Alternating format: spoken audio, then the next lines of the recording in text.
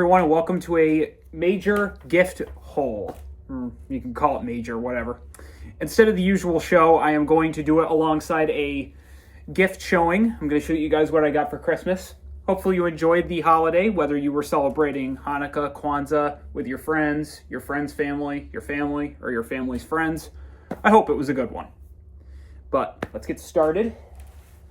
First off, I want to show this thing off. This is a hoodie. It's got a cozy inside, which is something that I always feast on. And this is perfect for the warm weather, and it's pretty much all I wear now because I don't really like wearing a winter coat. So let's try it on while we're at it. I actually like the color of this one.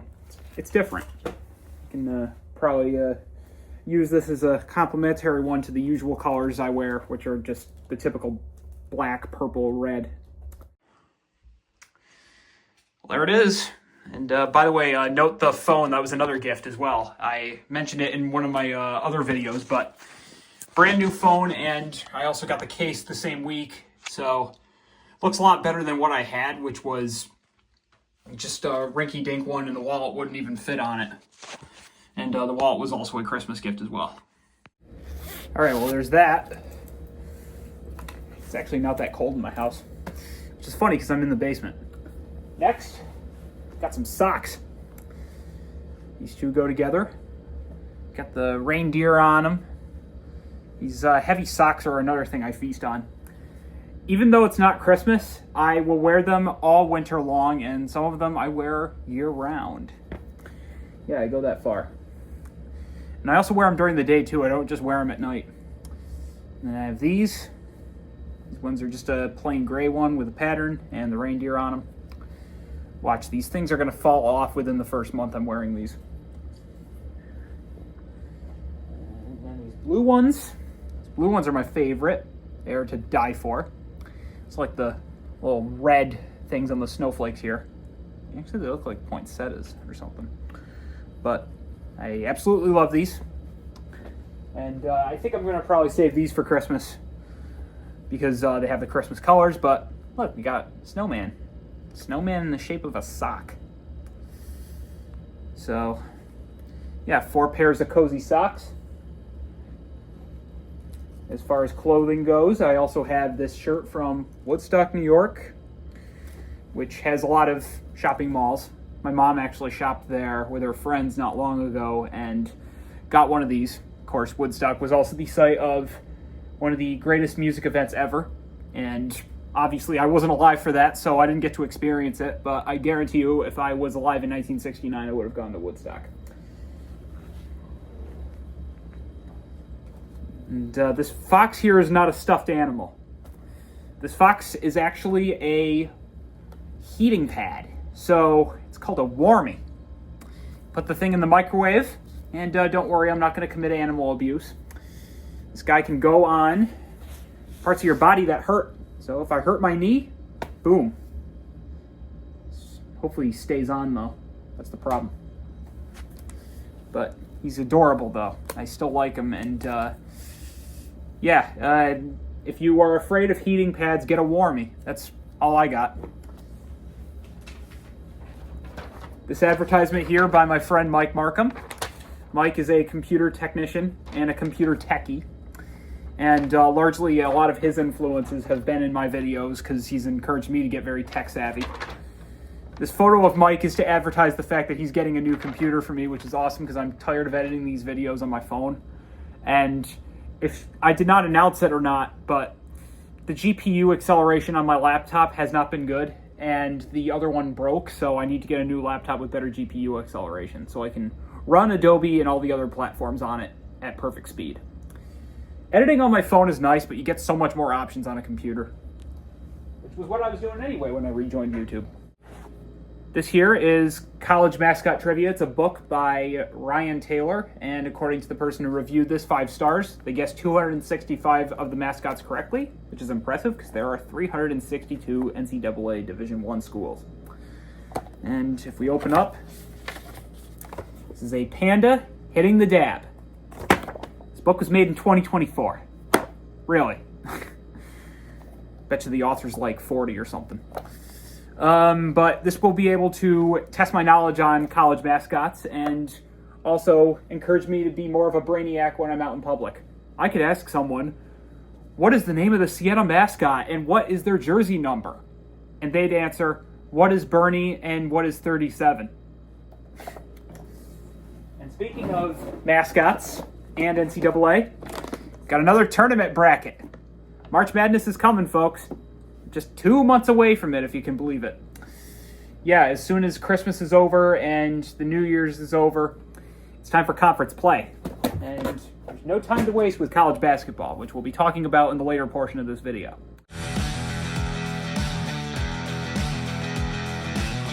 "28 years ago, we brought all of our games down here, and we've been one of the best mid-major drawing programs in the country over that time period."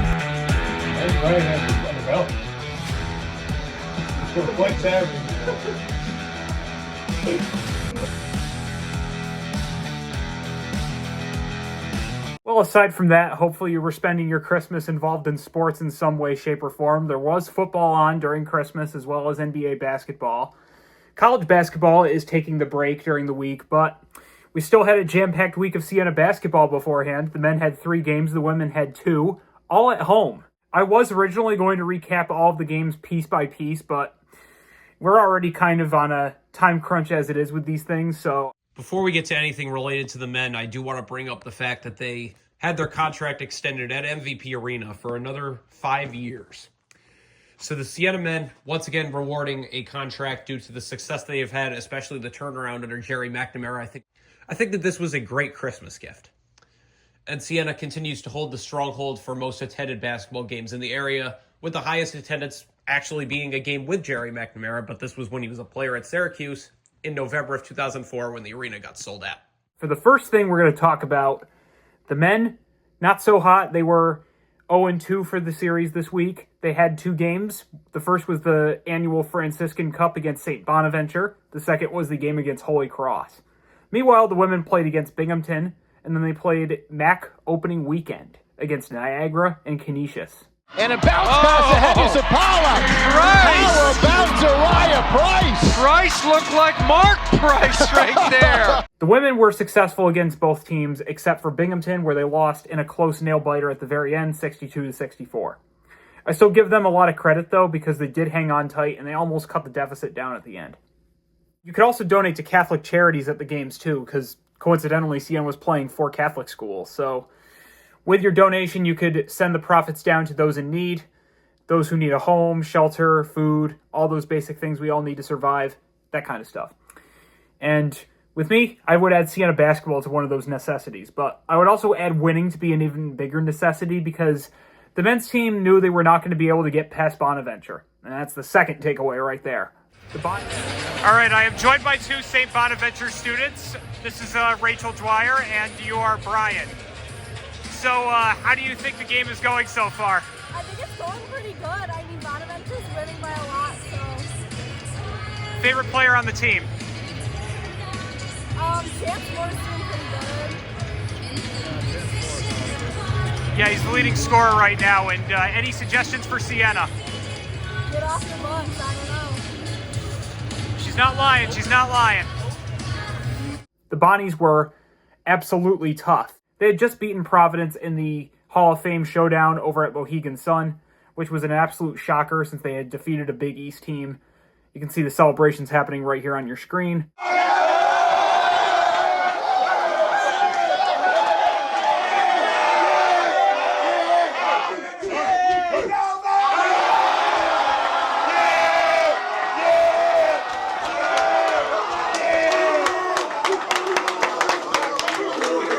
And the Bonnies only lost 1 game, and that was something that Siena was going to have their teeth chattering about. They hoped that, at least at a home turf, they were going to provide a sizable advantage for the Bonnies, but unfortunately that did not happen. Aside from a Major Freeman basket at the very beginning, it was all the Bonnies from here on out. The Saints were definitely taking chances playing this game, because Chance Moore had all of the points for the game pretty much. He had 23 for them. Melvin Council chipped in 14, Noel Brown 10, and interestingly enough, a guy named Lajay Jones, similar to Siena's Tajay Jones, had 7. The Saints were led by Major Freeman, but they also had Devin Bradford on hand. He had a career high as well as another dunk, so at least that was a positive for the Saints. Come on. Thank you.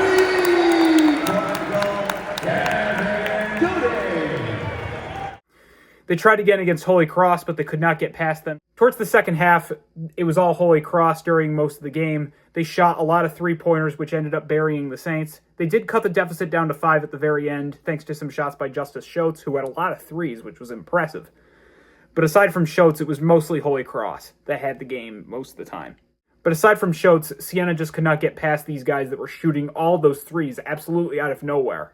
To be honest with you, I think that those happened just by decision. I think that they could have gone anywhere. They could have gone off the rim, on the floor. There could have been a lot of air balls, but I don't know. Holy Cross just happened to be lucky. They ended up making a lot of their threes, including this one where they went right from the Broadview logo over into the hoop. Boom! There we go. The last game they have on their non-conference slate, as well as to close out the calendar year of 2024, is not a good one. Siena is playing against Cornell, the runner-up in the Ivy League right now. Cornell is pretty good. They just recently got a new coach, but they still have a lot of their guard back. I mean, it's an Ivy League school, so you're not really going to transfer. They still have a lot of their key players from last year, and Siena also lost to Cornell last year, 74-95, in a game that was, like most of their games last year, a blowout. My take is the Saints were a little outsmarted by the Holy Cross Crusaders. They knew what they were in for with Bonaventure, and it wasn't going to go down well, but at least the Saints were able to hang tough, and I give them credit for playing a 48-65 game. I definitely will take that score over something completely different. The Binghamton game was a homecoming for Siena alum Mary Grimes, who went by Mary McKessack when she played over at Siena.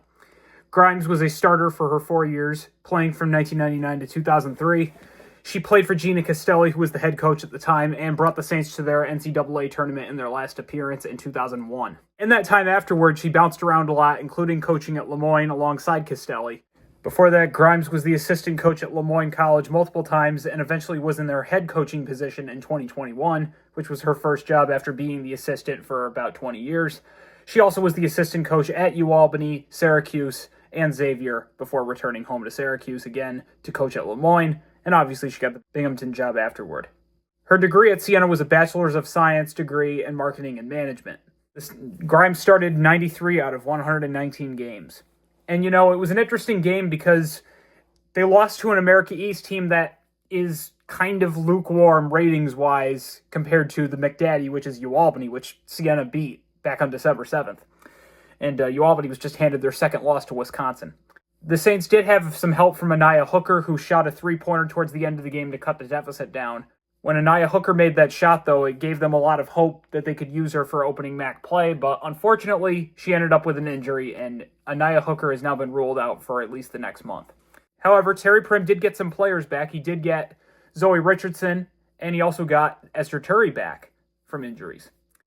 Against Canisius, Zoe Richardson had 2 points, Esther Turry had 6, and against Niagara, Turry also had 6 points. For our coach profile, I want to talk about the brand new Canisius coach, Tiffany Swafford, because much like Jim Christian, Canisius also decided to change house with the women's side of the program. Tiffany Swafford is in her very first coaching job, and it kind of shows if the Griffins have not been winning, but I also think that this is a rebuilding year, so I have to cut Canisius some slack. And Swafford has been doing a good job pumping some blood into the program. She was the longtime assistant coach over at Penn State, where she guided them to their first 20-win season in 7 years. And she was also an assistant coach at many different schools, including Miami of Ohio, Toledo, Mercer, Arkansas Fort Smith, and Rowan. She is also an alum of Austin Peay and overlapped with Siena coach Gina Castelli and the coach I just mentioned before, Mary Grimes, in 2001 when Austin Peay went to the NCAA tournament. Siena didn't play against them, but I just figured I'd mention it. The Canisius team this year also has 2 people from the Albany area, notably Sage Randolph, an Albany native, and Alex Moses, who played alongside Allison O'Hanlon over at Duanesburg. To think that 2 people from a very small town in Albany would meet each other. Also, East Greenbush native Grace Heaps made a visit as well. She played for Canisius in her final season. Before that, she was a student at UAlbany and UMass.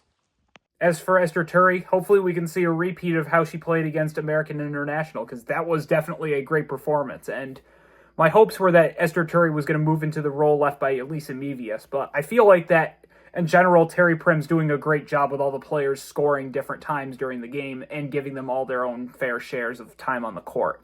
Of course, you still have Anijah Jackson, Anaja Brown, Teresa Sapala, a lot of the GOATs. I wish Valencia was back, but there's nothing we can do about that. And speaking of Anaja Brown, 500 rebounds. Yes, big milestone for Anaja set during the Niagara game. Anaja is also a preseason All-MAAC second team, and it's really stayed true to her word. It's MAAC tonight. Come on, make it MAAC tonight. All right, time for a rather long MAAC report. First, we have the week of December 15th through the 21st. All of the colleges played non-conference action on the men's side. The women opened up conference play. Starting things off with the Rider men, they lost to Penn, 66-79. Rider kind of splitting even this season. The Manhattan Jaspers playing against Wagner, which is also from the New York City area. They beat them 80-66. And then a surprise victory over the Presbyterian Blue Hose, which is down south. They beat them 86-81. The St. Peter's Peacocks playing against another bird. This is the Delaware Blue Hens we're talking about. They beat them 72-64. Meanwhile, Canisius, unfortunately now 0-13 on the season, closing out the calendar year with no W's so far. Loyola Chicago beat them 60-72, and then they lost by 41 to Bradley. The Fairfield men lost in a close contest to Central Connecticut 63-64, and then they played against former MAAC rival Monmouth. And the Monmouth men, unfortunately, got their second victory of the season. They're not that good, but they beat Fairfield, so 88-74 was that score. The Quinnipiac men playing against Holy Cross just before Siena, they lost to them in a close nail-biter, 69-70, which was something that Siena was hoping to avoid, but unfortunately could not connect. And then, speaking of connecting, they also played Central Connecticut and lost to them as well, 80-84. So, Central Connecticut not making a lot of friends in the MAAC. The Marist men are having a good week. They're now first in the MAAC conference, which is hoping to be a streak that they'll keep up throughout the season as they enter conference play. They beat the Stony Brook Seawolves 68-66, and then they played against the UMBC Retrievers and beat them as well in a close contest. The Merrimack men playing against Stanford, losing 68-74, and then they also played St. Mary's out in California, much like Stanford. They lost in an eerily similar score, 68-73. Mount St. Mary's playing against Long Island, beating them 80-72. And then they beat Miami, which is now losing Jim Larinaga as their head coach. They beat them 78-74. And I think that was probably a sign of the times for Larinaga right there if they're losing to a lower seed. The Niagara men playing Bonaventure after Siena played them. They lost to them, no surprise, 52-71.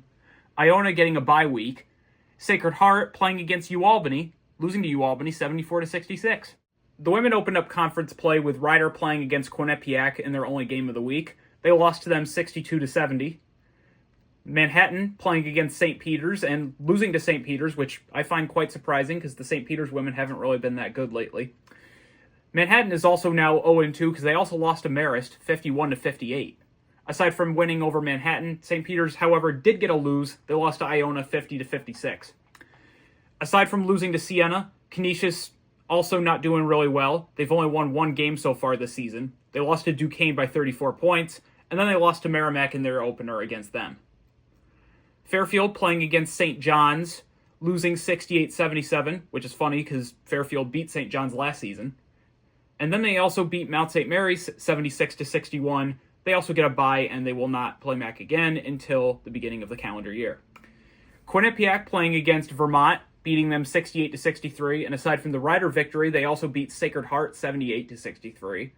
Which means that Trisha Fabry has only lost one game in her 30th season as head coach, so Siena better watch out because Quinnipiac's coming to them soon. The Marist women playing against Holy Cross, losing by 17.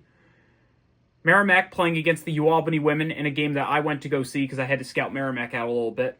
They played pretty good, but they still lost to UAlbany anyway, 64-79. They also played against the Western New York teams. Aside from the Canisius win, they also beat Niagara 71-56. Mount St. Mary's playing against Mercyhurst, winning 88-83. Mercyhurst is making the transition to Division I, so I'm not surprised. However, they are also winless in MAAC play. The Niagara women losing to St. Bonaventure in addition to their losing against Merrimack and Siena. And then you have Iona and Sacred Heart, like I mentioned before. The following week was a quiet one. The women had no games, but the men had 5. First on December 22nd, Rider played against NC State.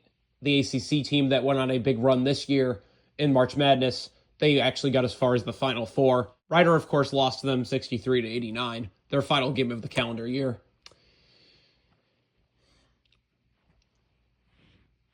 Iona played Colgate as well on the 22nd. They beat Colgate 79-73. Colgate also went to the tournament this year, and unfortunately, they're not looking very hot this year. Fairfield losing to Columbia on the 28th, 72-85. Mount St. Mary's playing nearby George Mason, losing 56-64. And Sacred Heart playing against Miami of Ohio, losing 76-94. Also, for the women's players of the week, Fatima Jana of St. Peter's and Mia Fiore of Merrimack were the ones who swept the awards. Fiore notably helped provide Merrimack the strength to beat both Western New York teams. So taking a look at the women's standings for the MAAC play, notably the biggest changes going on include Fairfield being dropped down to 6th place compared to their 1st place position that they had at the beginning of the season. 3rd place Niagara has sank all the way down to 12th place. Canisius has not moved at all. Siena just a few down from their 2nd place position over in 4th place. Obviously, this is only the first weekend of MAAC play, so a lot can happen in the next 2 months ahead, and I'll be able to update this again once January is over.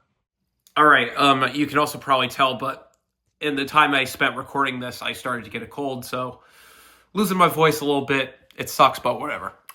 Anyway, I wanted to say thank you for inviting me into your life in 2024. It was a great time. I enjoyed it a lot. Definitely the highlight was working for the Albany Firebirds because that definitely put me on the map, helped upgrade the channel a little bit, helped upgrade my YouTube commitment. However, I have been a bit quiet on the uploads, and I'll explain a little bit more about that eventually because I do have some plans for 2025 I can hopefully put forth. But one of them is cleaning my bedroom.